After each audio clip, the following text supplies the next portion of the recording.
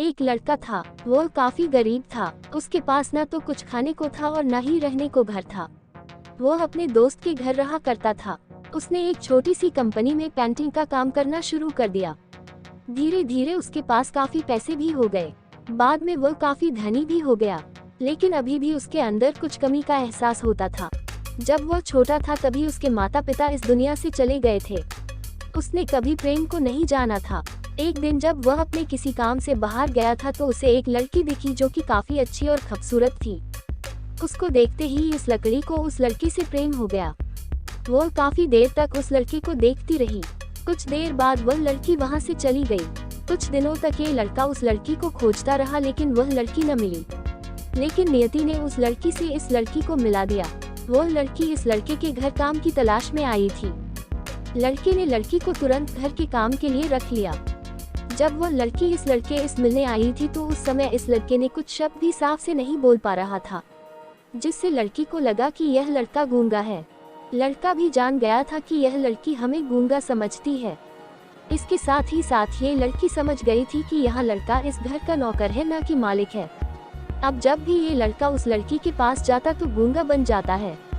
धीरे धीरे वह लड़की इस लड़के पर काफी रहम खाने लगी। अब उसे इस लड़के के लाचारी पर प्यार होने लगा, लेकिन फिर वह लड़की एक बात से डर कर पीछे हट जाती थी। इस लड़की के भी माता पिता बचपन में ही मर चुके थे। इस लड़की को इसके चाचा ने पाला था और वह चाहता था कि वह जब तक जिंदा रहे ये लड़की उसके खाने और पीने का पैसा दे। लड़की का प्रेम हद से भी बाहर जाने लगा। लड़के के एक फांसी पर भी वह लड़की दौड़े उस लड़के के पास पहुंच जाती थी। अब लड़का भी समझ गया कि इस लड़की को मुझसे प्रेम हो गया है। लड़का भी बहुत ज्यादा उस लड़की से प्रेम करता था। उसने पहले लड़की के बारे में सब कुछ पता किया। जब उसे सब पता चल गया तो वह बहुत रोने लगा, क्योंकि उसने गूंगी होने का झूठ बोला था। अब वह दिनों रात रोने लगा। लड़की अपने सैलरी में से लड़के की इलाज करवाने को कहती थी। एक दिन सुबह ही उस लड़की को पता चला कि वह लड़का हॉस्पिटल में भर्ती है। वह दौड़ते हुए जब हॉस्पिटल में पहुंची तो उसने देखा कि लड़का बेड पर बेहोश पड़ा है। उसके आसपास काफी मशीन लगी हुई थी। जब लड़की डॉक्टर के पास पहुंची तो वहां पर डॉक्टर ने उसे बताया कि लड़का अब बोल नहीं सकता है। उसने अपनी जीभ को कटाने की कोशिश की है। इसके साथ ही उस डॉक्टर ने उस लड़की को एक पत्र दिया। उस पत्र में लिखा था, मैं एक काफी धनी लड़का हूँ। जिस घर में तुम काम करती हो उस घर की मालिक मैं ही हूँ। लेकिन इसके साथ ही मैंने तुमसे एक बहुत बड़ा झूठ बोला है कि मैं एक गूंगा हूँ। अब इस झूठ का प्रायश्चित करने के लिए मैं ऐसा काम करने जा रहा हूँ। इसके साथ ही तुम मेरे घर से मेरे मैनेजर से पैसों को लेकर अपने ये चाचा को दे देना और एक नई जिंदगी की शुरुआत करना।